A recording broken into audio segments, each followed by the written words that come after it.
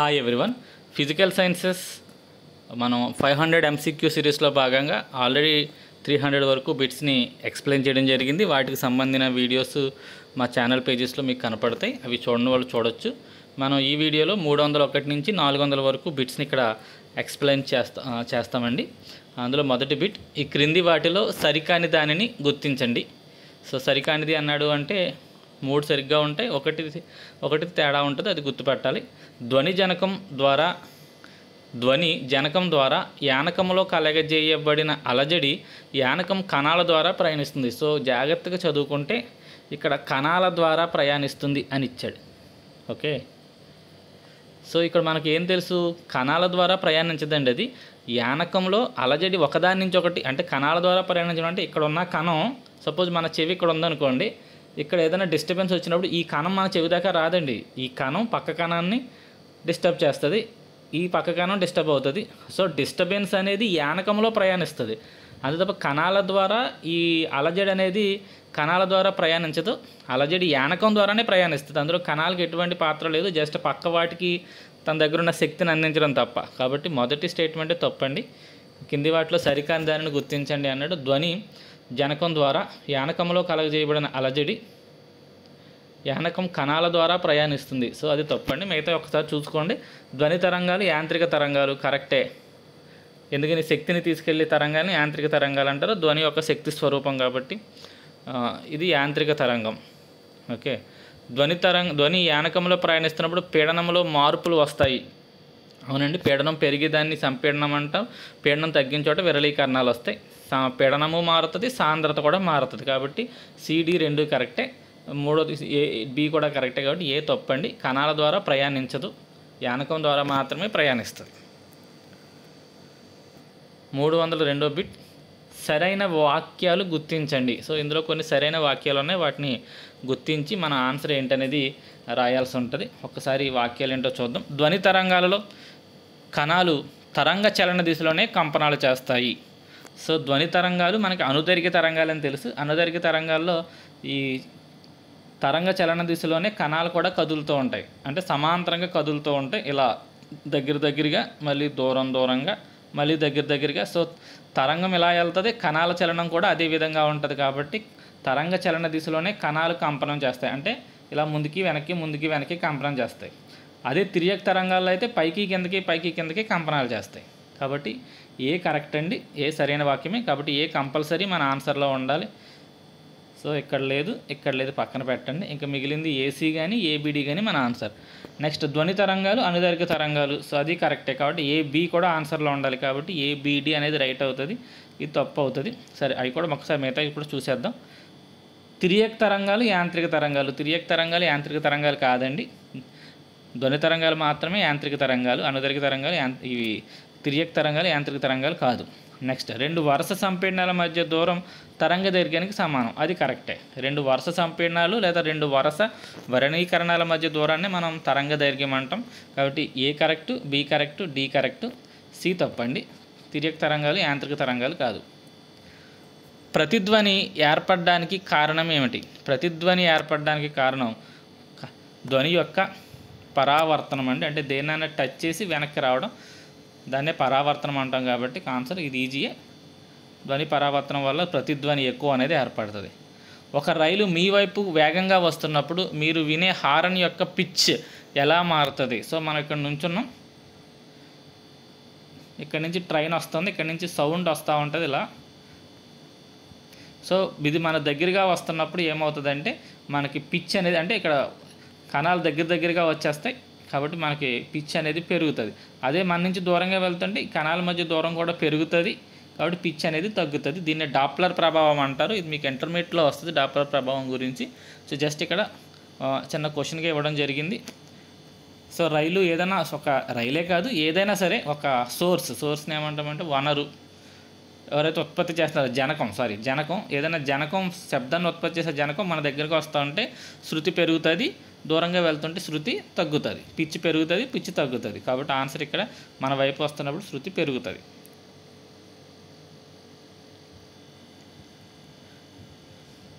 Next సంగీత కచేరీలో hall యొక్క గోడలు మరియు పైకప్పు తరచుగా రఫ్ లేదా శబ్ద శోషక పదార్థాలతో కప్పబడి ఉంటాయి.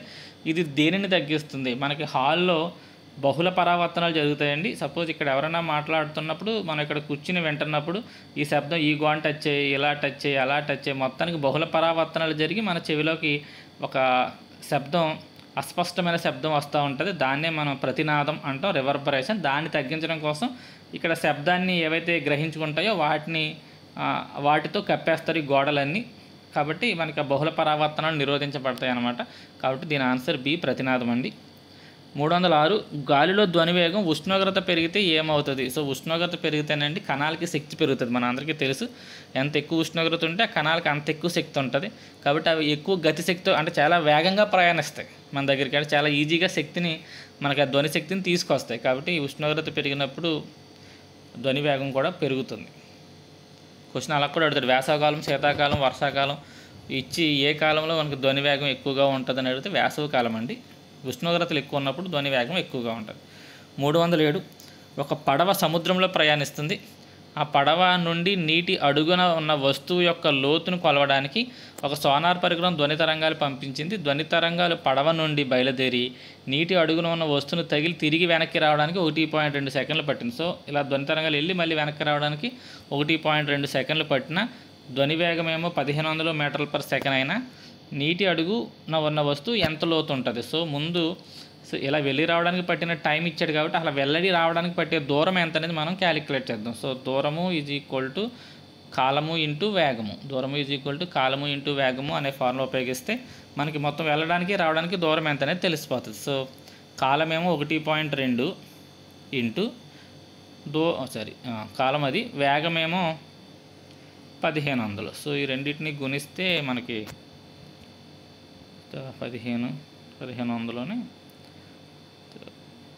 1800 వస్తుందండి. ఇది మొత్తం 1800 వెళ్ళడానికి రావడానికి పట్టే దూరం 1800. క్వశ్చన్ ఏమి అడిగాడు, ఇక్కడ సోనార్ ఉంటే ఇక్కడ నుంచి సోనార్ పంపేది ఉంటే ఈ లోతు ఎంత అని అడిగాడు అండి. ఇది 900, వెనక్కి వచ్చేదో 900, కాబట్టి మన ఆన్సర్ 900 అవుతుందండి. సో దాని ఆన్సర్ 900. 108 ఒక సోనార్ పరికరం సముద్ర గర్భాన్ని, సో సేమ్ క్వశ్చన్, అంకెలు మాత్రమే మార్చాం. ఇక్కడ 4 సెకండ్స్ ఇచ్చాం, వేగం ఏమీ మారలేదు. కాబట్టి 308కి మీరే లెక్క చేయండి, చేసి ఎంత వచ్చింది అనేది కామెంట్ చేయండి. మీ ఆన్సర్ ఏంటో చూద్దాం ఎంత వచ్చిందో. సేమ్ క్వశ్చన్ అండి, ఒక్క టైం మాత్రం అక్కడ 1.2 ఇచ్చాం, ఇక్కడ 4 ఇచ్చాం. నెక్స్ట్ 309వ క్వశ్చన్ మిస్ అయిందండి.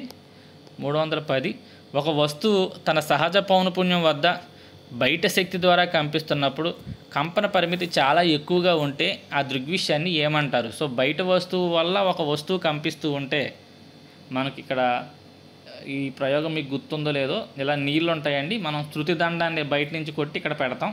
పెట్టినప్పుడు శృతి దండం నుంచి వచ్చే వేవ్స్ వల్ల ఇందులో ఉండే నీటి మట్టం వైబ్రేషన్స్ చేస్తుంది. గుర్తుందో లేదో, ఇది మనకి పాత టెక్స్ట్ బుక్లో 10th క్లాస్లో ఉండేది. దాన్ని మనం ఏమంటామంటే రిజోనెన్స్ అంటామండి, అనునాదం అంటారు. సో బయట వస్తువు వల్ల ఈ వస్తువు కంపించి కంపన పరిమితి పెరిగితే దాన్ని మనం రిజోనెన్స్ అంటాం. సో దాని ఆన్సర్ 310కి ఆన్సర్ సి అండి. నెక్స్ట్ 311 దూరం నుండి మనం ప్రతిధ్వని వినాలి అంటే అసలు ధ్వనికి పరావర్తన ధ్వనికి మధ్య కనీసం ఎంత కాల వ్యవధి ఉండాలండి? 0.1 సెకండ్ అండి. ఎందుకంటే మన బ్రెయిన్ ఏ శబ్దానైనా 0.1 సెకండ్ పాటు అది నిలిపి ఉంచుకోగలుగుతుంది. కాబట్టి ఖచ్చితంగా గ్యాప్ 0.1 సెకండ్ కంటే ఎక్కువ ఉంటేనే మనకి ఆ శబ్దం రెండోసారి వినపడుతుందండి. కాబట్టి answer direct question 0.1 second. Next question, ధ్వని దాని జనక స్థానం నుండి పరావర్తన తలానికి మరియు వెనకకి రావడానికి కనీసం ఎంత దూరం ప్రయాణించాల్సి ఉంటుంది? సో ఇది డైరెక్ట్ క్వశ్చనే, టెక్స్ట్ బుక్లో ఉంది. సపోజ్ మన ఇక్కడ ఏదైనా ఒక వస్తువు అడ్డు ఉందనుకోండి, మనం ఇక్కడి నుంచి మాట్లాడుతుంటే ఇలా వెళ్ళి ఇలా రావడానికి కనీసం ఎంత దూరం ఉండాలి అన్నాడు. సో కనీసం మనకి ఎంత టైం పట్టాలని చెప్పుకున్నాం? 0.1 సెకండ్ అని చెప్పుకున్నాం. ఈ గాలిలో ధ్వని వేగం సుమారు 343 లేదా 344 ఉంటుంది. సో అంటే వెళ్ళి రావడానికి ఉండాల్సిన దూరం 34.4 మీటర్లు ఉండాలండి. కాబట్టి ఆన్సర్ అది బి అండి. 312కి 34.4.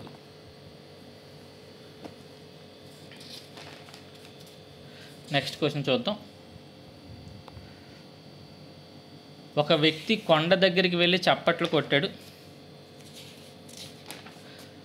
కొట్టినప్పుడు ప్రతిధ్వని 2 సెకండ్ల తర్వాత అతను విన్నాడు. ధ్వని యొక్క వడి 346 మీటర్స్ పర్ సెకండ్ తీసుకుంటే ఆ వ్యక్తి శిఖరం నుండి ఎంత దూరంలో ఉన్నాడు? సో సేమ్ క్వశ్చన్ అండి. ఎన్ని సెకండ్లు పట్టింది? 2 సెకండ్లు పట్టింది. So time 2.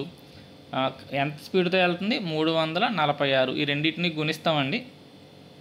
గుణించి మళ్ళీ రెండింటిని గుణిస్తే మొత్తం అతని నుంచి సౌండ్ వెళ్ళి మళ్ళీ వెనక్కి రావడానికి ఎంత దూరం అనేది తెలుస్తుంది. దాన్ని మనం ఏం చేయాలి? ఇది ఇక్కడి నుంచి ఇక్కడికి ఎంత దూరం అంటే సగం కదా. మీకు అర్థమైందో లేదో మరి ఒకసారి చెప్తున్నాను చూడండి. ఇది ఒక వ్యక్తి ఇక్కడ నుంచి ఉన్నాడండి. ఇక్కడ ఒక అడ్డు ఉంది. వీడు మాట్లాడిన మాట ఇలా వెళ్ళి దీన్ని టచ్ అయ్యి మళ్ళీ ఇలా వెనక్కి రావడానికి 2 సెకండ్లు పట్టిందండి.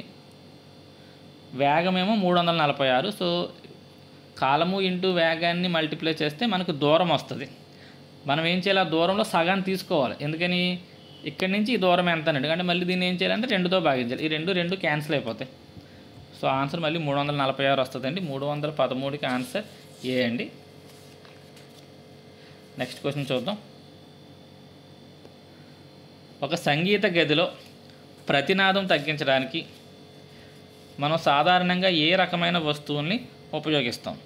సో మనందరికీ తెలుసు, గోడలు మన సినిమా థియేటర్కి వెళ్ళినప్పుడు గోడని టచ్ చేస్తే మెత్తటి పదార్థంతో ఉంటాయండి. అలా మనం కూర్చునే సీట్లు కూడా మెత్తటి పదార్థంతో తయారు చేస్తారండి. మెత్తటి పదార్థాలు అలాగే రంధ్రాలు ఉన్న పదార్థాలు ఏం చేస్తాయంటే ఆ ధ్వనిని ఈజీగా అబ్జర్వ్ చేసుకుంటాయండి. కాబట్టి దీని ఆన్సర్ వచ్చేసరికి ఏ అండి. 314 ఆన్సర్ ఏ. మృదువైన మరియు పోరస్ పదార్థాలతో మనకి ఆ పదార్థాలు తయారవుతాయి. ఒక ధ్వని తరంగం ఒక మాధ్యమంలో ప్రయాణిస్తున్నప్పుడు మాధ్యమ కణాలు వాటి సమతాస్థితి నుండి గరిష్టంగా స్థానభ్రంశం చెందే దూరాన్ని ఏమంటారు? సో ఇలా ఒక మాధ్యమం ఉన్నప్పుడు సో గరిష్టంగా ఇలా స్థానభ్రంశం చెందితే ఈ దూరాన్ని ఏమంటారు అని అడుగుతున్నాడు అండి. ఇది మాధ్యమ స్థితి. ఈ దూరాన్ని ఏమంటారంటే కంపన పరిమితి అంటామండి. So very very important. దాని కంపన పరిమితి అంటే ఒక ధ్వని తరంగం ఒక మాధ్యమంలో ప్రయాణిస్తున్నప్పుడు మధ్యమ స్థితి నుండి అది చేసే దాన్ని ఏమంటారు? సమతా స్థితి నుండి గరిష్ట స్థానభ్రంశం చెందే దూరాన్ని ఏమంటారు అంటే కంపన పరిమితి అండి. Next question. సబ్మెరీన్లు సముద్రంలో దూరాన్ని కొలవడానికి లేదా ఇతర వస్తువుని గుర్తించడానికి ఉపయోగించే ధ్వని తరంగాలు ఏంటి అని అడిగాడండి. సో మీ అందరికీ తెలిసిందే ఇన్ఫ్రారెడ్ ఆల్ట్రాసోనిక్స్ని ఉపయోగిస్తారండి. ఇన్ఫ్రాసోనిక్స్ కాదు, ఆల్ట్రాసోనిక్ శబ్దాన్ని ఉపయోగించడం జరుగుతుంది. కాబట్టి 316కి ఆన్సర్ సి అండి. అల్ట్రాసౌండ్స్ ఉపయోగిస్తారు. 2 వరుస సంపీడనాలు ఒక బిందుని దాటడానికి 5 సెకండ్ల సమయం పట్టినా దాని పౌనపున్యం ఎంత? సో క్వశ్చన్ లాజికల్ అండి, జాగ్రత్తగా చూడండి. 2 వరుస సంపీడనాలు ఒక బిందువుని దాటడానికి 2 వరుస సంపీడనాలు అంటే ఒక వేవ్ అండి. ఇది ఈ వేవ్ అదే రెండు సంపీడనాలు అంటే లేదా 2 శృంగాలు అనుకోండి. ఒక బిందువుని దాటడానికి పట్టే సమయమే మనం కాల పరిమితి లేదా కాల వ్యవధి అంటామండి. కాల వ్యవధి ఇచ్చేసాడు ఎంత? 5 సెకండ్స్ అండి. ఫ్రీక్వెన్సీ అడుగుతున్నాడు. సో టైం పీరియడ్ ఆడు ఇచ్చేసాడు 5 సెకండ్స్ అని. పౌనపున్యం ఎంత అని అడుగుతున్నాడు. మనకి ఏం తెలుసు? పౌనపున్యము is equal to 1 time period అని తెలుసు. పౌనపున్యం కావాలి అంటే కాల పరిమితిని 1తో భాగించాలి. సరే 1ని కాల పరిమితితో భాగించాలి. కాబట్టి ఇప్పుడు మనకు ఆల్రెడీ కాల పరిమితి 5 అని తెలుసు. దాన్ని అది రెండింటిని భాగిస్తే 1ని 5తో భాగిస్తే మనకి పౌనపున్యం వస్తుంది. కాబట్టి ఆన్సర్ 0.2 సెకండ్స్ అండి ఇది. సో అది కూడా సి. నెక్స్ట్ క్వశ్చన్ చూద్దాం. ఇది జాగ్రత్తగా ఆలోచించుకోండి. ఇక్కడ వరుస సంపీడనాలు అన్నాడు అంటే అది ఒక వేవ్ ఒక బిందువుని దాటడానికి పట్టే సమయమే కాల పరిమితి అండి. అంటే ఒక వేవ్ ఉత్పత్తి అవడానికి పట్టే టైం అనమాట. ఈ కింది వాటిలో దేనికి సాంద్రతకు లేదా పీడనానికి వాడే ప్రమాణాలు వాడతారు? సాంద్రతకు వాడే ప్రమాణాలు కానీ పీడనానికి వాడే ప్రమాణాలు కానీ కిందలో దేనికి వాడతారు? కంపన పరిమితిగా శబ్ద తీవ్రతగా అలా ఇచ్చాడండి. ఆన్సర్ వచ్చేసరికి కంపన పరిమితి అండి. ఏదైనా ఒక బిట్ నేను చెప్పకముందే మీరు ఒకసారి వీడియో పర్చేస్ చేసుకుని మీరు ఒకసారి ఆన్సర్ ఏంటనేది గెస్ చేయండి. నేను చెప్పిన ఆన్సర్ మీ ఆన్సర్ ఒకటైందో లేదో చూసుకొని దాన్ని బట్టి మన ప్రిపరేషన్ లెవెల్ ఎలా ఉందనేది తెలుస్తుంది. లేదు టైం వేస్ట్ అవుతుంది అనుకుంటే ఒకసారి వినేయండి. ఈ క్రింది వాటిలో సరికాని వాక్యాన్ని గుర్తించండి. ఒక వస్తువు నేను ఎంత బలంతో కంపనాలకు గురి చేస్తున్నాము అనే దానిపై కంపన పరిమితి ఆధారపడుతుంది. సో ఒక వస్తువుని గట్టి కొట్టామనుకోండి కంపన పరిమితి గట్టిగా పెద్దది వస్తుంది. నెమ్మదిగా కొడితే చిన్న కంపన పరిమితి తక్కువగా వస్తుంది. అది రైట్ అండి. ఇది ఫస్ట్ ఇది రైట్. ధ్వని జనకం మూలస్థానం నుండి దూరంగా జరుగుతున్నప్పుడు దాని కంపన మీద తగ్గుతుంది. సో ఇక్కడెక్కడో సౌండ్ హార్న్ వినపడింది, మనం ఇక్కడెక్కడో నుంచున్నాం కాబట్టి మనకి శబ్దం నెమ్మదిగా చిన్నగా వినపడుతుంది. కాబట్టి ఇక్కడికి వచ్చి మనకి దూరం పెరిగికొలితే కంపన పరిమితి తగ్గుతుంది.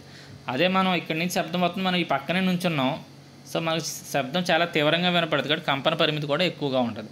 కాబట్టి దూరం జరుగుతున్న కొద్దీ కంపన పరిమితి తగ్గుతుంది, అది కూడా రైట్ అండి. నెక్స్ట్, కంపన పరిమితి ఎక్కువగా గల ధ్వని ఎక్కువ దూరం ప్రయాణిస్తుంది మరియు ఎక్కువ శక్తిని కలిగి ఉంటుంది, ఇది కూడా కరెక్ట్ అండి. లౌడ్ సౌండ్, గట్టిగా వచ్చే శబ్దం ఎక్కువ దూరం ప్రయాణిస్తుంది, ఎక్కువ శక్తిని కూడా కలిగి ఉంటుంది, 3 కరెక్టేనండి. ఒకే పిచ్ మరియు ఒకే తీవ్రత గల ధ్వనులను వాటి తరంగ దైర్ఘ్యాల ఆధారంగా వేరు చేయవచ్చు, ఇది తప్పండి.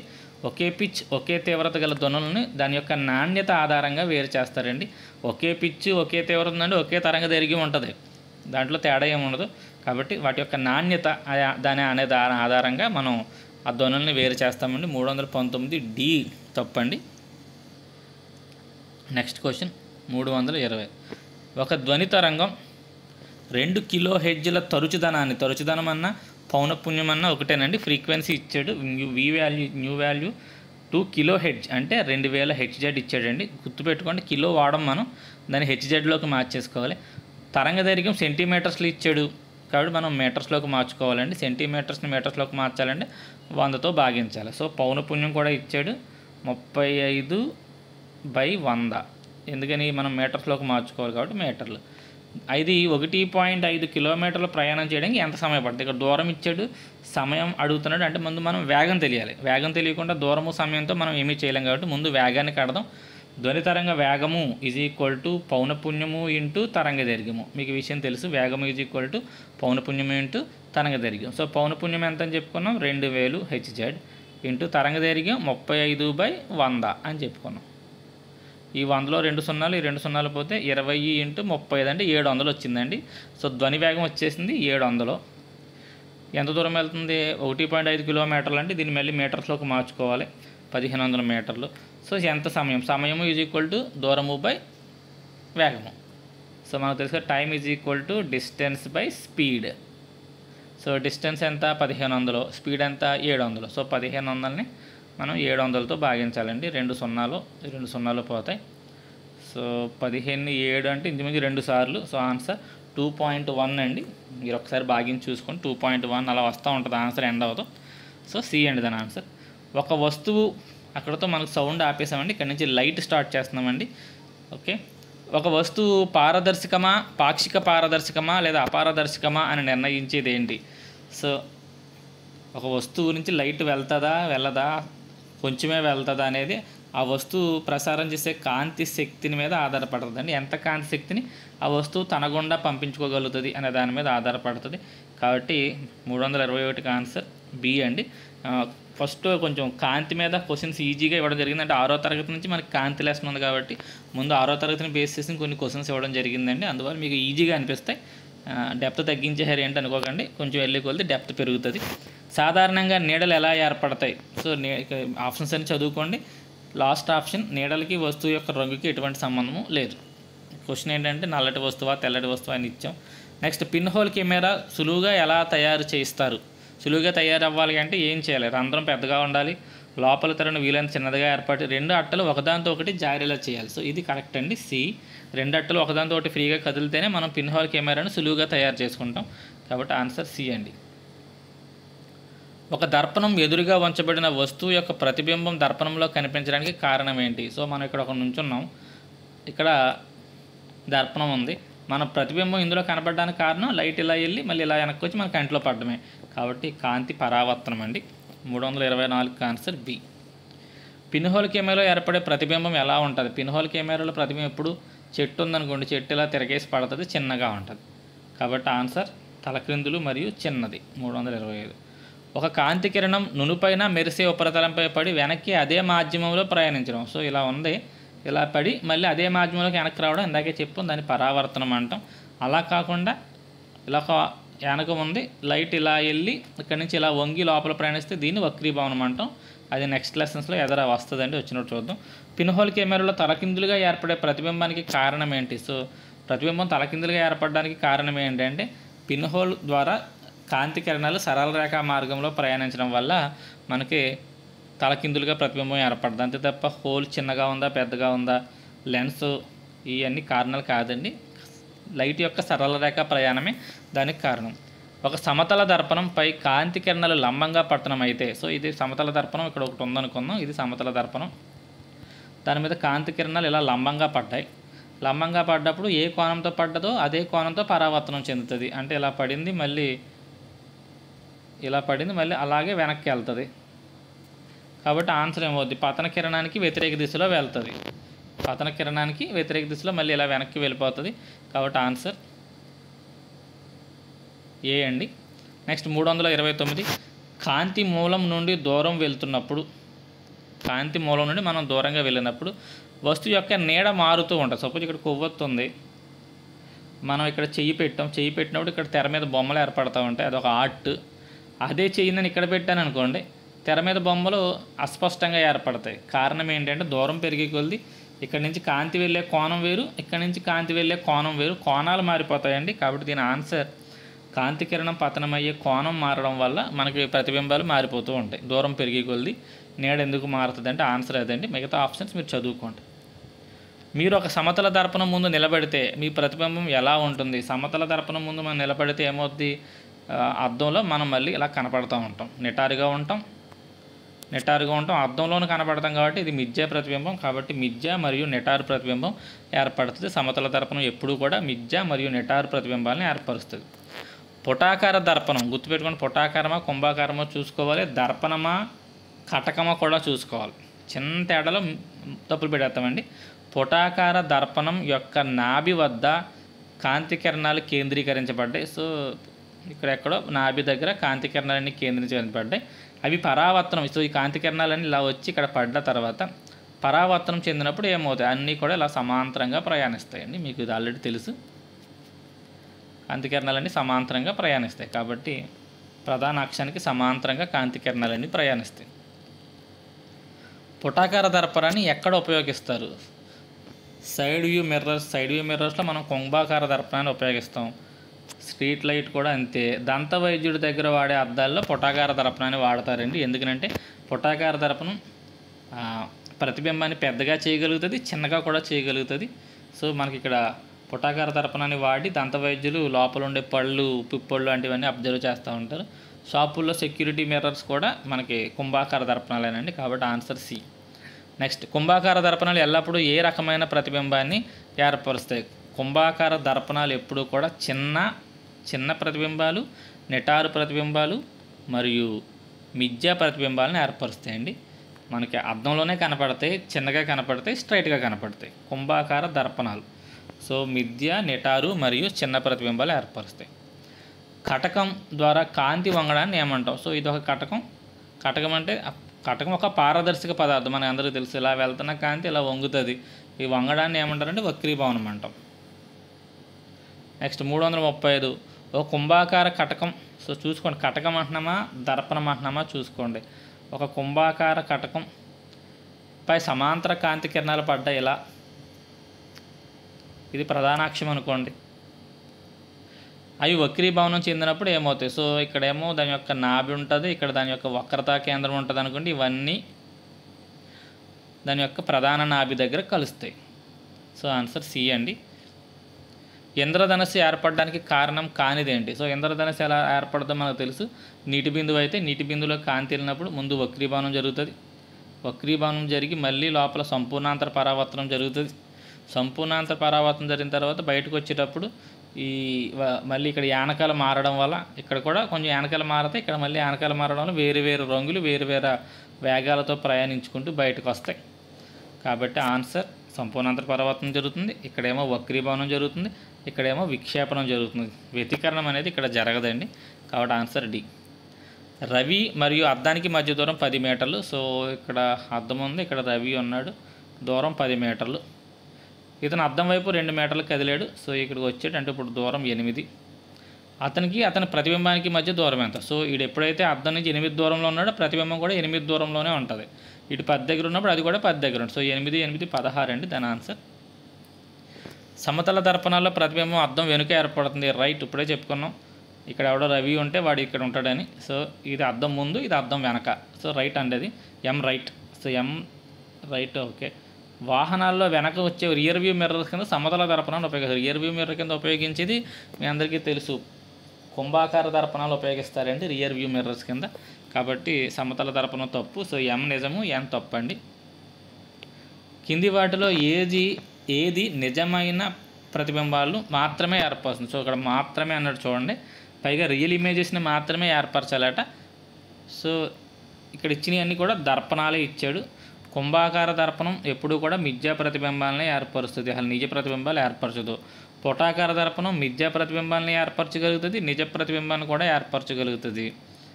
సమతల దర్పణం ఎప్పుడు మళ్ళీ మిథ్యా ప్రతిబింబాన్ని. సో కేవలం నిజ ప్రతిబింబాలు ఏర్పరిచేది ఏదీ లేదండి, కాబట్టి ఆన్సర్ ఏది కాదు.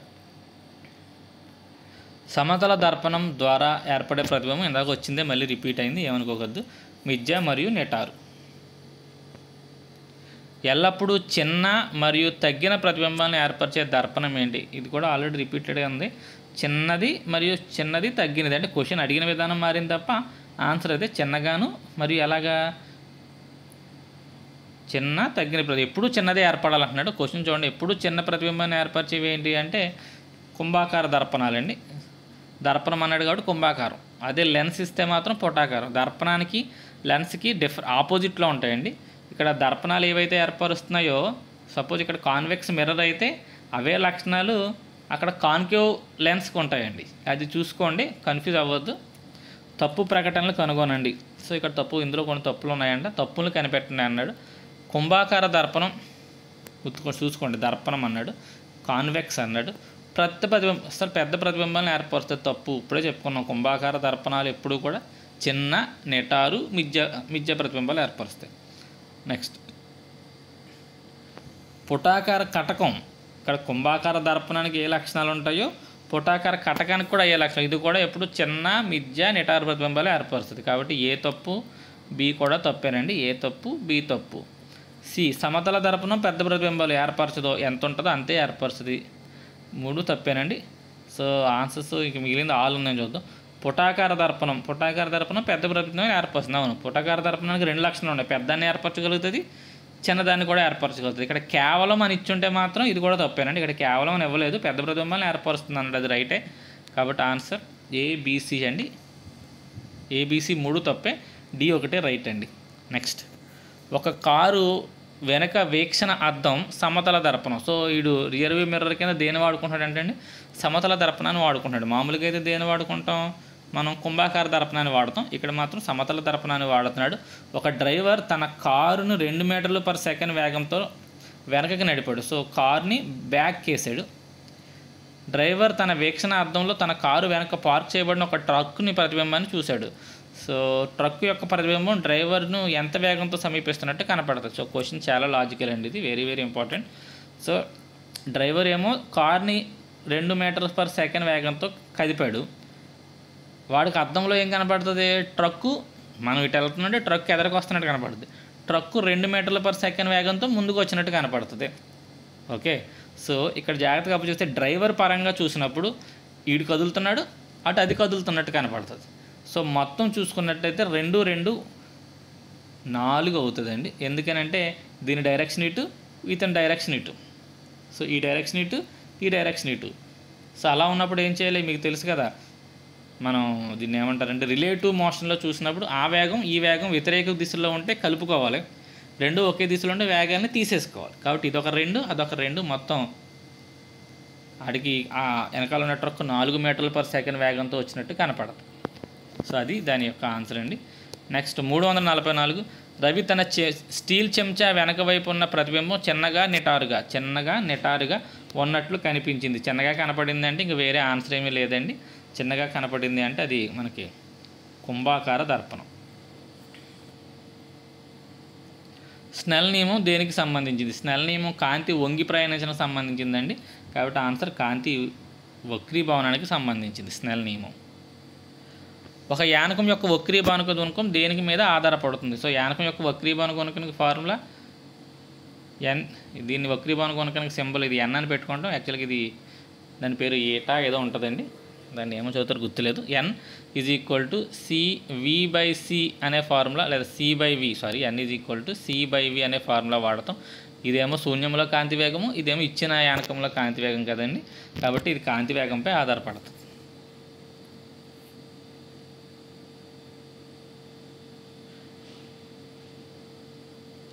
నెక్స్ట్, కాంతి కిరణం విరళ యానకం నుండి సాంద్రతర యానకానికి ప్రయాణించినప్పుడు ఇది లంబం వైపు వంగుతుందా లేదా లంబం నుంచి దూరంగా వంగుతుందా అని అడిగాడండి. గుర్తుపెట్టుకోండి, ఈ యానకం ఏ యానకం నుంచి ఏ యానకంలోకి వస్తుందో చూసుకోండి. విరళ యానకం నుండి సాంద్రతర యానకంలోకి వస్తుంది. సో విరళ యానకంలో కాంతి వేగం ఎక్కువగా ఉంటుందండి. సో కాంతి ఇక్కడ దాకా స్పీడ్గా వచ్చి మనకి ఇక్కడ ఒక్కసారిగా స్లో అవడం వల్ల లంబానికి దగ్గరగా వంగుతుందండి. అది ఒక్కసారిగా స్పీడ్ అయితే లంబానికి దూరంగా వంగుతుంది. సో స్లో అయిపోవడం వల్ల అది లంబానికి దగ్గరగా వంగుతుంది. కాబట్టి రేరర్ మీడియం నుంచి డెన్సర్ మీడియంకి వెళ్తున్నప్పుడు లంబం వైపు వంగుతుందండి. కాబట్టి 347కి ఆన్సర్ బి. నెక్స్ట్ క్వశ్చన్, పతన కోణము మరియు పరావర్తన కోణము దేంతో కొలుస్తారు? పతన కోణం కొలిసినా పరావర్తన కోణం కొలిసినా మనం లంబంతో కొలుస్తామండి.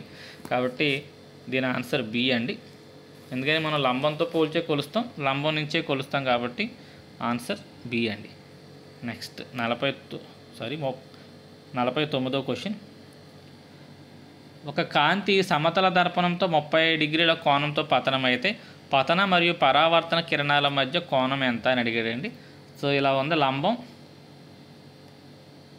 ఇలా వచ్చి పడింది 30, మళ్ళీ వెళ్ళేది 30. సో ఆడేమంటున్నాడు, దీనికి మధ్య కోణం 30 + 30 60 అండి. క్వశ్చన్ జాగ్రత్తగా చూసుకుంటే అది తెలుస్తుంది మనకి 60 అని. శూన్యం నుండి గాలిలోకి కాంతి ప్రవేశించినప్పుడు దాని పౌనపున్యం, తరంగదైర్ఘ్యం మరియు వేగంలో ఏవేవి మారతాయి, ఏవి మారవు అని అడిగాడండి. సో ఒక కాంతి కిరణం ఒక యానకం నుండి మరొక యానకంలోకి వెళ్ళేటప్పుడు వేగం మారుతుందండి. గుర్తుపెట్టుకోండి, వేగానికి సూత్రం ఏంటి మీకు తెలుసు, వేగము = దూరము ఇది వేరే ఫార్ములా చెప్పేస్తున్నాను. వేగము = తరంగదైర్ఘ్యము × పౌనపున్యం. సో v = λ అనే సూత్రం మీకు ఐడియా ఉంది. సో ఇందులో ఇది మారుతుంది, ఖచ్చితంగా వేగం మారుతుంది. ఒక యానకం నుంచి మరో యానకంలో వంగడానికి కారణమే వేగం మారడం కదండి. సో ఇది మారుతున్నప్పుడు ఈ రెండిట్లో ఖచ్చితంగా ఏదో ఒకటి మారాలి. పౌనపున్యం మారుతుందా, తరంగదైర్ఘ్యం మారుతుందా అంటే తరంగదైర్ఘ్యమే మారుతుందండి. పౌనపున్యం అనేది జనకం మీద ఆధారపడుతుంది. ఆ జనకం మారితే తప్ప పౌనపున్యం మారదు. అంటే నేను టార్చ్ లైట్ వాడుతున్నాను అనుకోండి, టార్చ్ లైట్ మారిస్తేనే ఆ బయట లైట్ యొక్క పౌనపున్యం మారుతుంది. నేను టార్చ్ లైట్ మార్చకుండా పౌనపున్యం మార్చడం నా వల్ల అవ్వదనమాట అండి. కాబట్టి ఇక్కడ గుర్తుపెట్టుకోండి, అసలు పౌనపున్యం ఎట్టి పరిస్థితుల్లోనూ మారదు, తరంగదైర్ఘ్యం మరియు వేగం మాత్రమే మారుతాయి. సో అవి మనకి ఈ కాంతి లెసన్ నుంచి కొన్ని ఇంపార్టెంట్ కాన్సెప్ట్స్ మీద బిట్స్ అండి. చాలా ఉన్నాయండి, ఇవ్వాలి తప్ప ఒక్క కాంతి లెసన్ నుంచి మనం 400 బిట్లు తయారు చేయొచ్చండి, ఇచ్చింది అటు తిప్పి ఇటు తిప్పి. కాబట్టి సో అక్కడికి కాంతి. ఇప్పుడు నెక్స్ట్ కెమిస్ట్రీ బిట్స్లోకి వెళ్దాం. కెమిస్ట్రీ నుంచి మాత్రం మనం ఏ లెసన్స్ కవర్ చేసామంటే సింథటిక్ ఫైబర్స్ అండ్ ప్లాస్టిక్స్ అండి, కృత్రిమ దారాలు మరియు ప్లాస్టిక్లు. అది మీకు ఎస్జిటి వాళ్ళందరికీ ఉపయోగపడుతుంది. ఇప్పుడు దాకా చెప్పిన కాంతి, ధ్వని కూడా ఎస్జిటి వాళ్ళందరికీ ఉపయోగపడుతుంది. ఒక 20 బిట్ల తర్వాత అండి పీరియాడిక్ క్లాసిఫికేషన్ ఆఫ్ ఎలిమెంట్స్, మూలకాల వర్గీకరణ అనేది చేశాను. అది మరి ఎస్జిటి వాళ్ళకి ఉపయోగపడదని అనుకుంటున్నానండి నేను. ఎందుకంటే ఎస్జిటి సిలబస్ ఎప్పుడు కూడా 8th క్లాస్ బేస్ చేసుకుని 10th డెప్త్ వరకు చూసుకోవాలండి. పీరియాడిక్ క్లాసిఫికేషన్కి సంబంధించిన ఏది కూడా 8th లోపు లేదు. కాబట్టి పీరియాడిక్ క్లాసిఫికేషన్ నుంచి మిమ్మల్ని క్వశ్చన్స్ అడగడం నేను అనుకుంటున్నాను. లేదు సార్ మాకు సిలబస్లో ఉంది, మేము కూడా వింటామంటే వినండి. యాక్చువల్గా అయితే ఒక ఈ 20 బిట్స్ ఇప్పుడు రాబోయే 20 బిట్స్ అందరికీ ఉపయోగపడతాయి. అక్కడి నుంచి మాత్రం ఓన్లీ స్కూల్ అసిస్టెంట్లకు ఉపయోగపడతాయండి. మనిషి తయారు చేసిన మొదటి ఫైబర్ ఏది? ఇది అందరికీ తెలుసు. మనిషి తయారు చేసిన మొదటి, ఇక్కడ క్వశ్చన్ తప్పండి, ఇది మొదటి కృత్రిమ ఫైబర్ ఏది? అదే కృత్రిమ ఫైబర్ కాదు, కృత్రిమ దారం ఏది అని అడగాలి. సో ఆన్సర్ నైలాన్ అండి. మనిషి తయారు చేసిన మొదటి పూర్తి స్థాయి కృత్రిమ దారం నైలాన్. పారాషూట్లు, రాక్ క్లైంబింగ్ రోపులు, సో ఇది కూడా గట్టి పదార్థం ఏంటంటే నైలాన్. గట్టి దారం నైలానే కాబట్టి ఇవన్నిటికీ పారాషూట్లు ఇవన్నిటికీ కూడా నైలాన్నే వాడతారు.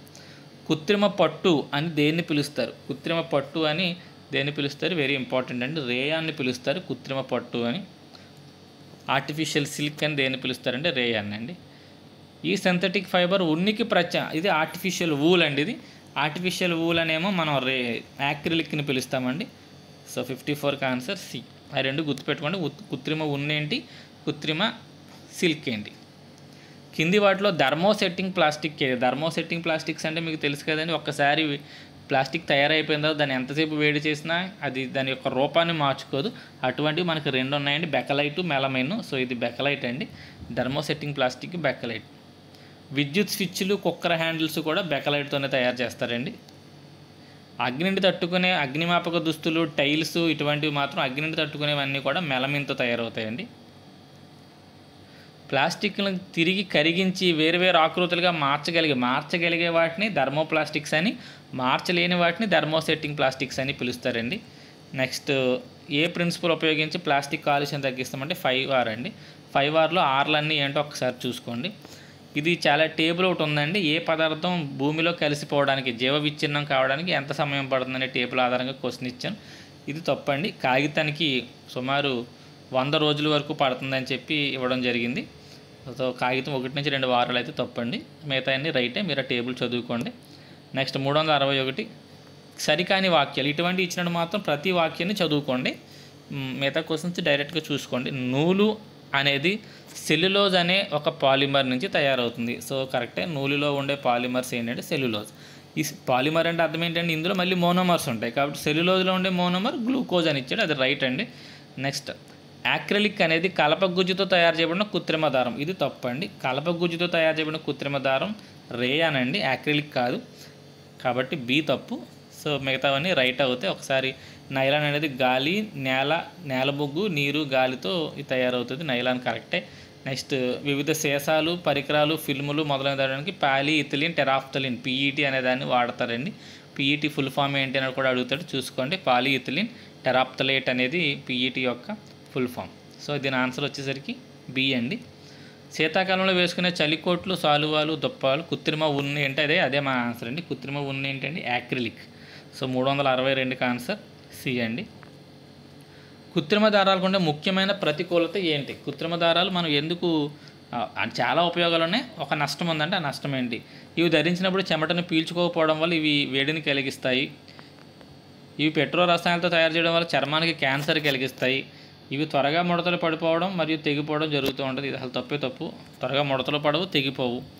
మండినప్పుడు కృత్రిమ దారాలు కరుగుతాయి. సో ఇక్కడ ఏమిటంటే ముఖ్యమైన ప్రతికూలత ఇది. 2 ప్రతికూలతలే. చెమట పట్టినప్పుడు చెమటను పీల్చుకోవు సాధారణంగా. ఇవి చర్మ క్యాన్సర్ కూడా రావడానికి అవకాశం ఉంటుంది కొన్ని రకాల రంగుల వల్ల.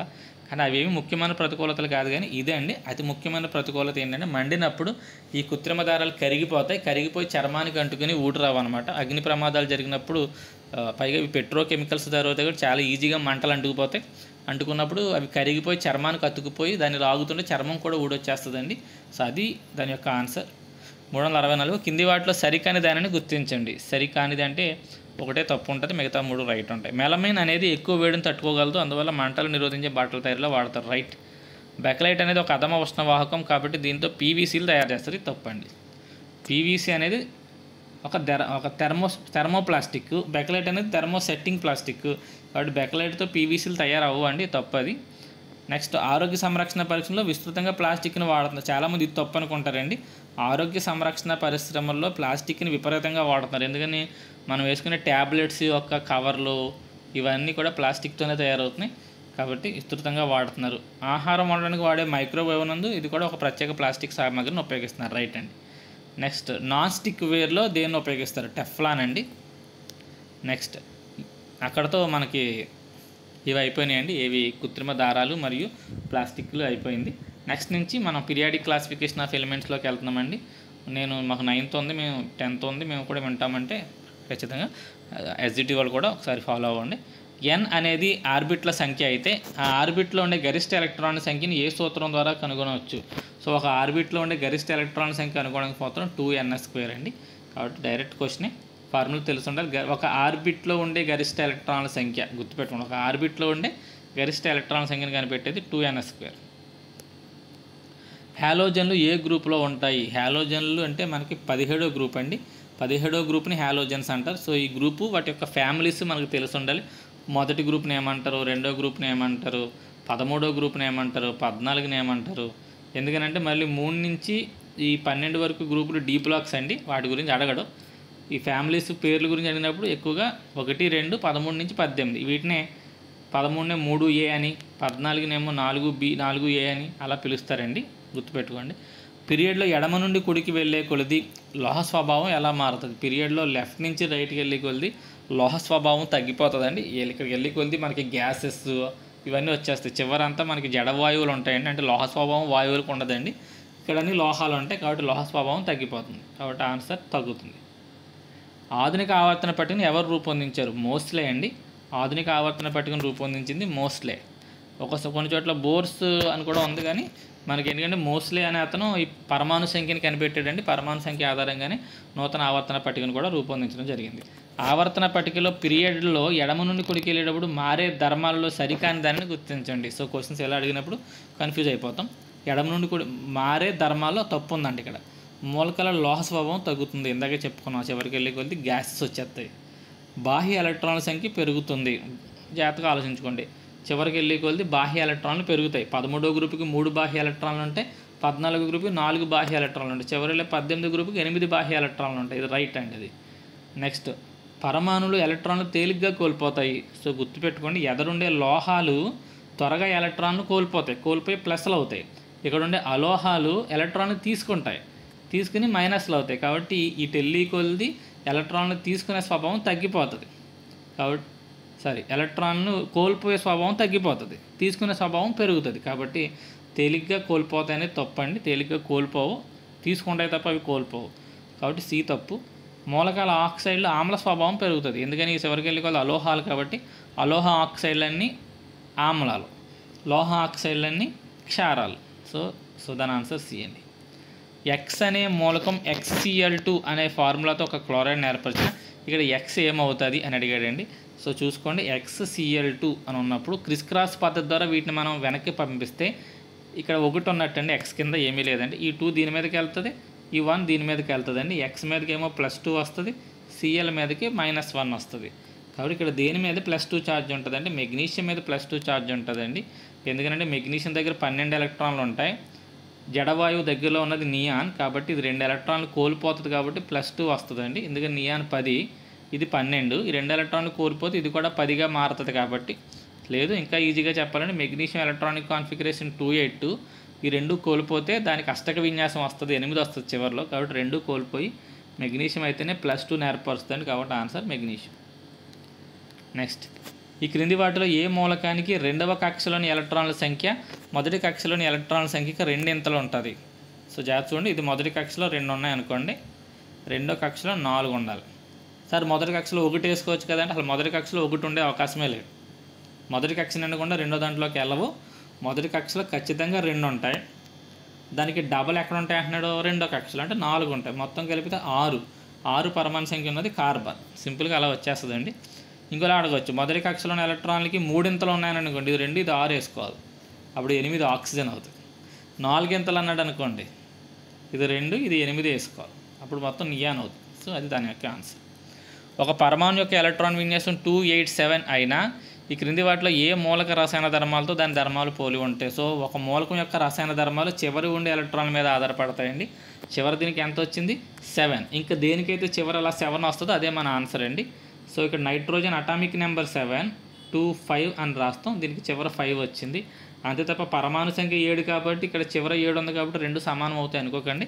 పరమాణు సంఖ్యని విడగొడితే 25, చివరి 5 వచ్చింది, దీనికి చివరి 7 వచ్చింది కాబట్టి నైట్రోజన్ కాదు.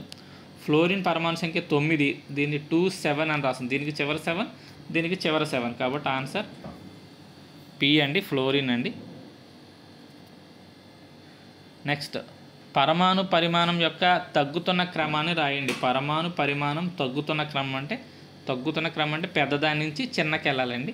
ఇక్కడ ఇచ్చినవన్నీ ఒకే పీరియడ్లో ఇచ్చాడు. Sodium 11, magnesium 12, aluminium 13, silicon 14. So ఇవన్నీ ఒక పీరియడ్లో ఉంటాయండి. పీరియడ్లో మనం ఎడమ నుండి కుడికి వెళ్తున్న కొద్దీ, లెఫ్ట్ నుంచి రైట్కి వెళ్ళే కొద్దీ సైజు తగ్గిపోతూ ఉంటుంది. అంటే సోడియం పెద్దదండి, తర్వాత మెగ్నీషియం, తర్వాత అల్యూమినియం, తర్వాత సిలికాన్. కాబట్టి ఆ ఆప్షన్ ఎక్కడ ఉంది, సోడియం పెద్దదే, సోడియం తర్వాత మెగ్నీషియం, అల్యూమినియం. సో ఆన్సర్ 2 అండి దానికి. నెక్స్ట్, న్యూలాండ్ అష్టక విన్యాసం ఏ మూలకం వరకు మాత్రమే వర్తిస్తుంది? డైరెక్ట్ క్వశ్చన్ అండి, కాల్షియం వరకు మాత్రమే వర్తిస్తుంది.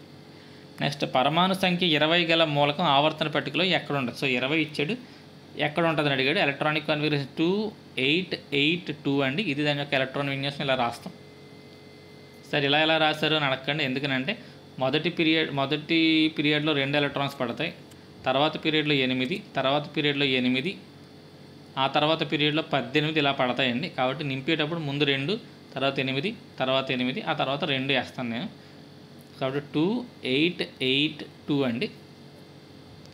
సో ఇప్పుడు మొత్తం ఎన్ని వచ్చినాయి మనకి, 4 వచ్చినాయి. కాబట్టి ఇది 4వ పీరియడ్ చివర 2 వచ్చింది కాబట్టి రెండవ గ్రూప్ అండి. అర్థమవుతుంది కదండి. చివర ఎన్నైతే వ్యాలెన్సీ ఎలక్ట్రాన్లు వచ్చాయో అది గ్రూప్ అంకి చెప్తుందండి. చివర 3 వస్తే 13, చివర 4 వస్తే 14, చివర 5 వస్తే 15. అలా కాకుండా ఎన్ని కామాలు వచ్చినాయి, ఇది మొదటి పీరియడ్, రెండో పీరియడ్, మూడో పీరియడ్, 4వ పీరియడ్. సో 4 పీరియడ్లు, 2 గ్రూప్ అండి. So answer C. కింది వాటిలో ఏ మూలకం యొక్క రసాయన ధర్మాలు ఆవర్తన పట్టికలో దాని స్థానాన్ని నిర్ధారించడంలో ఉపయోగిస్తాయి? ఇప్పుడే చెప్పుకున్నాం, వ్యాలెన్సీ ఎలక్ట్రాన్లు దాని స్థానాన్ని నిర్ధారిస్తాయి. స్థానమే కాదు, రసాయన ధర్మాలను కూడా నిర్ధారిస్తాయి. ల్యాంథనైడ్లు, యాక్టినైడ్లు ఆవర్తన పట్టికలో కింద పెట్టడానికి కారణం ఏంటి? కింద పెట్టడానికి కారణం ఏంటంటేనండి, వీటికి ఒకే రకమైన రసాయన ధర్మాలు ఉంటాయి కాబట్టి యాక్చువల్గా అయితే ఇలా వరుసగా వెళ్తున్న వాటిలో దీనికి ఉండే రసాయన ధర్మాలు దీనికి ఉండవు, దీనికి ఉండే రసాయన ధర్మాలు దీనికి ఉండవు. కానీ అలా కాదండి, ఈ యాక్టినైడ్స్, ల్యాంథనైడ్స్ అన్నిటికీ ఒకే రకమైన రసాయన ధర్మాలు ఉంటాయి కాబట్టి సి అనేది రైట్ అండి. వీటి యొక్క అంతర్గత ఎఫ్ ఆర్బిటాలు ఉండడం మరియు వాటి రసాయన ధర్మాలన్నీ ఒకే విధంగా ఉండడం. కింది వాటిలో ఏ మూలక జాతులు ఒకే రకమైన రసాయన ధర్మాల్లో సారూప్యతను కలిగి ఉంటాయి? సో దీని ఆన్సర్ వచ్చేసరికి ఒకే రకమైన సారూప్యత కలిగి ఉండాలండి, అవి ఒకే గ్రూప్లో ఉండాలండి. ఒకే గ్రూప్లో సోడియం, మెగ్నీషియం ఒక గ్రూప్లో ఉండవు, లీథియం, పొటాషియం ఒకే గ్రూప్లో ఉంటాయి, బెరిలియం, అల్యూమినియం ఒక గ్రూప్లో ఉండవు, ఫ్లోరిన్, క్లోరిన్ కూడా ఒకే గ్రూప్లో ఉంటాయి. సో ఇక్కడ 2 ఆన్సర్లు ఉన్నాయండి. లీథియంకి, పొటాషియానికి కూడా పోలికలు ఉంటాయి, ఐరన్, ఫ్లోరిన్, క్లోరిన్కి కూడా ఉంటాయి. దీన్ని కంపేర్ అత్యధిక సారూప్యత అయితే మాత్రం ఫ్లోరిన్, క్లోరిన్ అండి. క్వశ్చన్ అలా అడగకూడదు యాక్చువల్గా. సో ఫ్లోరిన్, క్లోరిన్ నేను తప్పు టైప్ చేశాను, లీథియం వేరే ఏదైనా ఇవ్వాల్సింది. So answer fluorine and chlorine అండి దీని ఆన్సర్. 380. ఈ కింది వాటిలో ఏది ఆవర్తన పట్టికలోని మెటలాయిడ్స్ యొక్క లక్షణం కాదు? మెటలాయిడ్స్ యొక్క లక్షణం కాంది ఏంటి అని అడిగాడు. మెటలాయిడ్స్కి లోహాలు మరియు అలోహాలు మధ్యస్థ ధర్మాలు ప్రదర్శిస్తాయి, ఇది రైట్ అండి. విద్యుత్ వాహకత ఉష్ణోగ్రత పెరిగే కొద్దీ తగ్గుతుంది, తప్పండి. మెటలాయిడ్స్ అనేవి మనకి అర్ధవాహకాలు తయారు చేస్తారు, అర్ధవాహకాల్లో ఉష్ణోగ్రత పెరిగే కొద్దీ వాహకత పెరుగుతుందండి. కాబట్టి 2 తప్పు, మిగతా అన్నీ కరెక్టే. మిగతా ఆప్షన్స్ చదువుకోండి.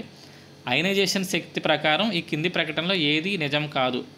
అయనీకరణ శక్తి, అయనైజేషన్ శక్తిపై క్రింది ప్రకటనలో ఏది నిజం కాదు? ఒకసారి చూద్దామండి. పీరియడ్లో ఎడమ నుండి కుడికి వెళ్ళే కొలది ఇది సాధారణంగా పెరుగుతుంది, అవునండి. చివరుండే వాటిలోంచి ఎలక్ట్రాన్ తీయడం చాలా కష్టం, ఇక్కడ ఎలక్ట్రాన్ తీయాలంటే అధిక శక్తిని ఇవ్వాలి కాబట్టి ఇక్కడ అయనీకరణ శక్తి ఎక్కువగా ఉంటుంది, అది రైటే.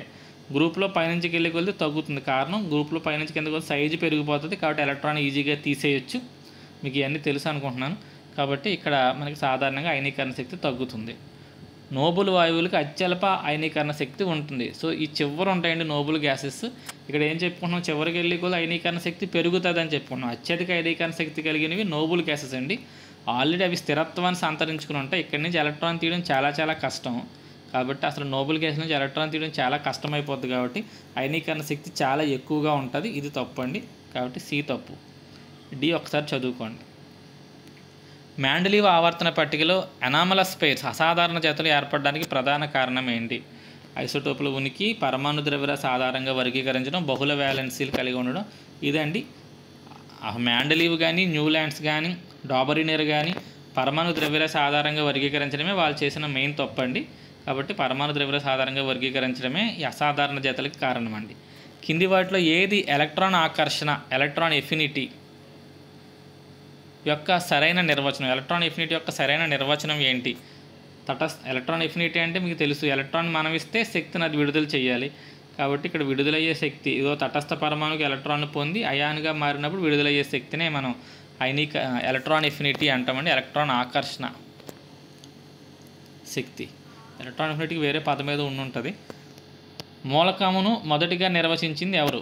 మూలకం అనేదానికి మొదటిగా నిర్వచనం ఇచ్చింది ఎవరు? సో రాబర్ట్ బాయిల్ అండి. 1662లోనో 1661లోనో నిర్వచనం ఇచ్చినట్టు మనకి టెక్స్ట్ బుక్లో ఉందండి. మూలకాన్ని మొదటిగా నిర్వచించింది రాబర్ట్ బాయిల్ అండి. నెక్స్ట్, ఈ క్రింది వాటిలో సరికాని దానిని గుర్తించండి. త్రిక సిద్ధాంతాన్ని ప్రతిపాదించింది డాబరినర్, రైట్. హైడ్రోజన్ పరమాణువు ఒక నిర్మాణాత్మక ప్రమాణం అని తెలిపింది. హైడ్రోజన్ పరమాణువును ఒక నిర్మాణాత్మక ప్రమాణం అని తెలిపింది రాబర్ట్ బాయిలే కాదండి, ప్రీస్ట్లీ అండి. సో అది తప్పు. నెక్స్ట్, న్యూలాండ్స్ అనే అతను పరమాణు భారాలుగా అమర్చినప్పుడు అవి 7 గ్రూపులుగా విభజించబడ్డాయి, రైట్ అండి. న్యూలాండ్ పట్టికి 56 మూలకాలకు మాత్రమే వర్తిస్తుంది. ఓకే, ఇవన్నీ రైటేనండి. ఎటొచ్చి తప్పు, ఇక్కడ రాబర్ట్ బాయిలే కాదండి, ప్రీస్ట్లీ. ఈ కింది వాటిలో జెర్మేనియం మూలకాన్ని మెండలీవ్ తన ఆవర్తన పట్టికలో ఏమని పేర్కొన్నాడు? వెరీ ఇంపార్టెంట్ అండి ఇవి. ఎకా బోరాన్ అంటే ఏంటి, ఎకా సిలికాన్ అంటే ఏంటి, ఎకా జెర్మేనియం అంటే ఏంటి, ఇవన్నీ అడుగుతారండి. సో జెర్మేనియం అనే దాన్ని ఈ మెండలీఫ్ ఆవర్తన పట్టికలో ఏ పేరు పెట్టుకున్నాడు అని అడగడం జరిగిందండి. సో ఆన్సర్ వచ్చేసరికి ఎకా సిలికాన్ అండి. సిలికాను, జెర్మేనియం ఇవన్నీ కూడా ఒకే లక్షణాలు కలిగి ఉండే అర్ధవాహకాలు. సో ఎకా సిలికాన్ని జెర్మేనియం అంటామండి, గుర్తుపెట్టుకోండి. ఇక ఎకా బోరాన్ వచ్చేసరికి స్కాండియం అండి. ఎకా అల్యూమినియం వచ్చేసరికి ఎకా అల్యూమినియం గ్యాలియం అండి. ఎకా అల్యూమినియం ఏమో గ్యాలియం, ఎకా బోరాన్ ఏమో స్కాండియం, ఎకా మెగ్నీషియం ఏమో టెక్నీషియం అండి. ఇది నెక్స్ట్, నేను దానిని నా చేతిలో పట్టుకుంటేనే కరిగిపోతుంది అని మెండలీఫ్ ఏ మూలక ధర్మాలు గురించి ఊహించాడు అంటే గ్యాలియం గురించి ఊహించాడండి. గ్యాలియం గురించి ఊహించి దానికి అప్పుడు గ్యాలియం తెలియదు కాబట్టి అతను వేరే పేరు పెట్టుకున్నాడు, ఎకా అల్యూమినియం అని పేరు పెట్టుకున్నాడండి దానికి. ఎకా అల్యూమినియం తర్వాత గ్యాలియంగా మారింది. నెక్స్ట్, మెండలీఫ్ గౌరవార్థం ఏ పరమాణు సంఖ్య గల మూలకానికి ఆయన పేరు పెట్టుకున్నారు. సో వెరీ ఇంపార్టెంట్ క్వశ్చన్ అండి, ఇది టెక్స్ట్ బుక్లో ఉంది. ఇతను గౌరవార్థం ఈ పరమాణు సంఖ్య దానికి అలా పేరు పెట్టారని చెప్పి మనకి ఒక చోట కనపడిందండి. సో ఆన్సర్ వచ్చేసరికి దీనికి 101 అండి. 101 అనే పరమాణు సంఖ్యకి మెండలీఫ్ అనే పేరు పెట్టుకున్నారు, మెండలీవియం అని పెట్టారండి. అధిక శక్తి గల ఎలక్ట్రాన్తో తాడనం చెందించినప్పుడు ప్రతి మూలకము తన స్వాభావిక పౌనపుణ్యం అమెరికా గల ఎక్స్ కిరణాన్ని విడుదల చేస్తుందని గుర్తించింది ఎవరు? సో మాస్లో అండి. ఈ మాస్లోయే తర్వాత ఆ పరమాణు సంఖ్య ఇవన్నిటికీ కారణమయ్యాడు. సో ఆన్సర్ మాస్లో అండి. నెక్స్ట్, పీరియడ్లకు సంబంధించి సరికాంది. పీరియడ్లు అంటే ఇలా ఉంటాయి, గ్రూపులు అంటే ఇలా ఉంటాయండి. అడ్డంగా ఉండే వాటిని పీరియడ్లు అంటారు, నిలువుగా ఉండే వాటిని గ్రూపులు అంటారు. ఇవి 18 ఉంటాయి, ఇవి 7 ఉంటాయి, మీకు ఇవన్నీ తెలుసు. సో ప్రతి పీరియడ్ క్షారలోహాలతో ప్రారంభమవుతుంది, రైట్. ఫస్ట్ అన్ని క్షారలోహాలు, తర్వాత క్షారమూర్తిక లోహాలు, చివరేమో జడవాయువులు ఇలా ఉంటాయి. ప్రతి పీరియడ్ చివర జడవాయువులతో ముగుస్తుంది, అది కూడా రైటే. అతిపెద్ద పీరియడ్ 7వ పీరియడ్. మొదటి దాంట్లో 2, 8, 8, 18, 18, 32, చివరిది అసంపూర్తిగా నిండిందని చెప్పి మనకు టెక్స్ట్ బుక్లో ఉందండి. కాబట్టి అతిపెద్దది 6వ పీరియడ్ అండి, 7వది కాదు, కాబట్టి ఇది తప్పు. నెక్స్ట్, క్రింది వాటిలో అర్ధలోహం కానిది ఏంటి? అర్ధలోహాలం కానిది బెరిలియం అర్ధలోహం కాదండి, బోరాన్ అర్ధలోహం. సిలికాను, యార్స్నిక్, జెర్మేనియం ఇవన్నీ అర్ధలోహాలే, కాబట్టి బెరిలియం రాంగ్ ఆన్సర్. నెక్స్ట్, ల్యాంథనైడ్లు, యాక్టినైడ్లు ఏ గ్రూప్కి చెందుతాయి? Very important question. ల్యాంథనైడ్లు, యాక్టినైడ్లు థర్డ్ బి గ్రూప్కి చెందుతాయండి. ల్యాంథనైడ్లు, యాక్టినైడ్లు ఏ గ్రూప్కి చెందుతాయి? నెక్స్ట్, 2 ఐరన్ పరమాణువులు 3 ఆక్సిజన్ పరమాణువులతో సంయోగం చెందిన ఒక్కొక్క ఐరన్ పరమాణు యొక్క సంయోజకత ఎంత? సో ఇది సంయోజకత ఆధారంగా చూసుకోండి. మనం ఒక ఆక్సిజన్తో కలిసింది అంటే సంయోజకత 2 అండి. 3 ఆక్సిజన్తో కలిసినప్పుడు సంయోజకత ఎంత అవుతుందండి? 6 అవుతుంది. కాకపోతే ఇక్కడ ఎన్ని ఐరన్లు కలిసినాయి? 2 ఐరన్లు కలిసి సంయోజకత 6 ఇచ్చినప్పుడు ఒక్కొక్క ఐరన్కి సంయోజకత 3 అవుతుందండి. కాబట్టి 3 అండి సంయోజకత. నెక్స్ట్, కింది వాటిలో తప్పు జతను గుర్తించండి. కుటుంబాలు తప్పు ఇచ్చాడు, గుర్తుపట్టండి అన్నాడు. ఇక్కడ చూడండి, NS2 NP6 అంటే 6వ గ్రూప్ అండి, 16వ గ్రూపు. ఎందుకని 16 ఎలా తెలిసిందంటే నాకు ఈ 2, 4 కలుపుకుంటే 6 వచ్చినట్టు 16 తీసుకుంటాం. 16 ఆక్సిజన్తో స్టార్ట్ అవుతుందండి. వీటినే చాల్కోజన్స్ అని కూడా పిలుస్తాం. కాబట్టి కార్బన్ కుటుంబం అయితే కాదండి, అది ఆక్సిజన్ కుటుంబం అండి అది. నెక్స్ట్, ఇది కరెక్టే, జడవాయువులు. ఎందుకని 8 వచ్చింది, దీనికి జడవాయువు 18వ గ్రూపు. నెక్స్ట్, ఇది ఫస్ట్ గ్రూపు క్షారలోహాలు. ఇది 5వ 15వ గ్రూపు నైట్రోజన్ ఫ్యామిలీ, ఇది రైట్ అండి. కాబట్టి ఫస్ట్ తప్పు. ఈ క్రింది వాటిలో అతి తక్కువ వ్యాసార్థం కలదాన్ని గుర్తించండి. ఇందులో అతి తక్కువ వ్యాసార్థం కలిగింది ఏంటి అని అడిగాడండి. గుర్తుపెట్టుకోండి, ప్లస్ ఆవేశం పెరిగేకొలది సైజులు తగ్గిపోతాయి, మైనస్ ఆవేశం పెరిగేకొలది సైజులు పెరుగుతాయి. సో ఉన్న వాటిలో అన్నిట్లోని ఎలక్ట్రాన్లు సమానం అండి. ఇది 10, అన్నిట్లోని 10 ఎలక్ట్రాన్లే ఉన్నప్పుడు, సమానమైన ఎలక్ట్రాన్ ఉన్నప్పుడు దేనికైతే ఆవేశం ఎక్కువగా ఉంటుందో దాని సైజు తగ్గిపోతుంది. కాబట్టి ఆన్సర్ డి అండి. అయనీకరణ శక్మానికి ప్రమాణాలు ఏంటి? చాలామంది తప్పుపడతారు. అయనీకరణ శక్మానికి ప్రమాణాలు ఎలక్ట్రాన్ వోల్ట్ పర్ ఆటం అండి. సెపరేట్గా ఇచ్చాడు. అయనీకరణ శక్తిని వాడినప్పుడు ఇవి వాడండి, అయనీకరణ శక్మాన్ని వాడినప్పుడు ఇవి వాడండి అని చెప్పి మనకి టెక్స్ట్ బుక్లో ఇవ్వడం జరిగింది. అయనీకరణ శక్మానికి ప్రమాణాలు ఎలక్ట్రాన్ వోల్ట్ పర్ ఆటం అండి. ఈ కింది వాటిలో తప్పుగా ఇవ్వబడిన దాన్ని గుర్తించండి. అత్యధిక ఎలక్ట్రాన్ ఎఫినిటీ కలిగింది క్లోరిన్, అత్యధిక ఎలక్ట్రోనెగటివిటీ కలిగింది ఫ్లోరిన్. ఎలక్ట్రోనెగటివిటీ అంటే రుణ విద్యుత్తాత్మకత అండి. అత్యధిక ధన విద్యుత్తాత్మక కలిగింది సీజియం, అత్యధిక అయనీకరణ శక్తి కలిగింది రాడాన్. సో ఇందులో ఒకటి తప్పు ఉంది, గుర్తుపట్టండి అన్నాడు. లాస్ట్ తప్పు అండి. అత్యధిక అయనీకరణ శక్తి కలిగింది హీలియం అండి. హీలియం తర్వాత నియాను, ఆర్గాను, క్రిప్టాను, జీనాను, రేడాను ఇలా వస్తాయి కదండి ఆర్డర్. పైనుంచి కిందకి అయనీకరణ శక్తి తగ్గిపోతుందండి. అంటే హీలియంకి బాగా ఎక్కువ ఉంటే కింద ఉండే రేడానికి ఆ గ్రూప్లో తక్కువ ఉంటుంది. కాబట్టి రేడాన్ కాదండి, ఆన్సర్ హీలియం. అమీకరణ శక్తి అని పడిందండి. ఇది అయనీకరణ శక్తి మరియు ఎలక్ట్రాన్ ఎఫినిటీల సరాసరి విలువతో రుణ విద్యుతాత్మకతకు సమానము అని తెలిపింది ఎవరంటే మిల్లికాన్ అండి. మిల్లికాన్ అనే అతను రుణ విద్యుతాత్మకతకి ఈ సూత్రం వాడాడు. అయనీకరణ శక్తిని, ఎలక్ట్రాన్ ఎఫినిటీని రెండింటిని కలిపేసి 2తో భాగించడమే సరాసరి. Ionisation energy plus electron affinity divided by 2 అని చెప్పాడండి. పరమాణు సంఖ్య 15గా గల మూలకం యొక్క వ్యాలెన్సీ ఎంత? సో 15 ఎలక్ట్రాన్ విన్యాసం 2, 8, 5 అని రాస్తామండి. 5 వ్యాలెన్సీ ఎలక్ట్రాన్లు ఉన్నాయి, కానీ వ్యాలెన్సీ ఎంత అని అడిగాడు. మనకు గుర్తుపెట్టుకోండి, చివరి వ్యాలెన్సీ ఎలక్ట్రాన్ 1 ఉంటే వ్యాలెన్సీ 1 అండి, 2 ఉంటే 2 అండి, 3 ఉంటే 3, 3 కంటే ఎక్కువ ఉంటే 8లోని తీసేస్తామండి. అంటే 4 అయితే 8లోని తీసేస్తే 4 వస్తుంది, 5 వచ్చినప్పుడు 8లోని తీసేస్తే 3 వస్తుంది. కాబట్టి ఆన్సర్ 3 అండి. నెక్స్ట్ 1 పికోమీటర్ ఎన్ని మీటర్లకు సమానం? Direct question. 10⁻⁻12 మీటర్స్కి సమానం. సో ఇవి అండి మనకి ఈ 100 బిట్లు. ఇంకొక 100 బిట్లు మీకు అందిస్తే మీకు నేను చెప్పిన 500 బిట్లు కంప్లీట్ అవుతాయి, కానీ సిలబస్ అయితే కంప్లీట్ అవ్వట్లేదు. సో మ్యాక్సిమం రేపుడుతో నేను 500 బిట్లు కంప్లీట్ చేస్తాను. ఇంకా టైం ఉండి, ఇంకా ఎగ్జామ్స్కి టైం ఉంటే మిగతా బిట్స్ కూడా నేను సాధ్యమైనంత ఇంకా ఎక్కువ బిట్స్ చేస్తానండి. 500తో ఆపను. Thank you.